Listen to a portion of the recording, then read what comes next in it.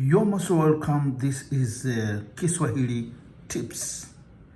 Swahili language, the history of the Swahili language is not clear-cut as the other languages. Older views had it that Swahili came from Persians and the Arabs who settled along the coast and opened up trade routes. However, because much of the language is associated with the Bantu today, it is only thought that the Persians and Arabs influenced the growth of the language. Truly or truthful, no one knows where or how Swahili originated, or even how old the language is, but it is believed to be as older as 1,000 years. Then,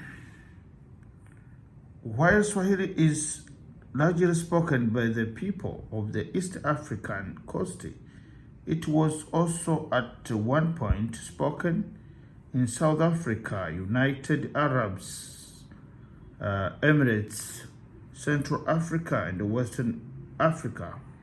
In addition, missionaries who learned Swahili while living in East Africa helped to spread it by writing the first Swahili to English language dictionary.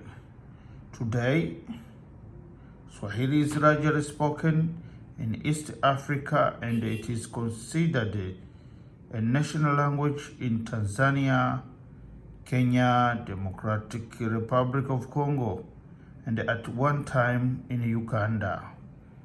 Over 120 million people speak Swahili, including immigrant populations in other countries in Europe and the United States of America.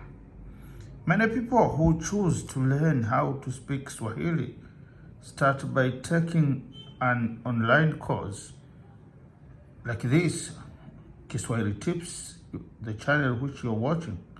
Though a podcast, sometimes they try reading articles online. This can be easily and a fast way to begin learning the Swahili language. In addition, students should try as much as possible to immerse themselves in the Swahili culture. Talking to friends and family who already speak the Swahili language, eating Swahili foods, or listening to Swahili music are all different ways of learning more about the culture and its people.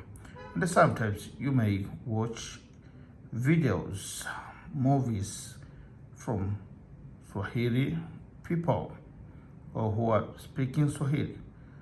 Why not try hosting a Swahili part with the food and music from Swahili taking center stage? If you need help finding Swahili recipes, try looking online. There are many recipes that exactly replicas of food you will find within the Swahili culture. You could also ask your Swahili friend to bring over their favorite dishes and surprise CDs as a popular Swahili music. Not only will you have a lot of fun, but you may even influence some of your guests to learn Swahili too. Learning to speak the Swahili language is one of the best ways you can choose to spend your time.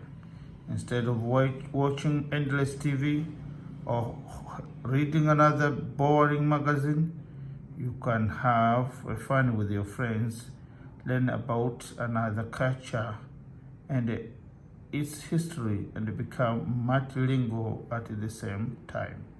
Subscribe Swahili Tips.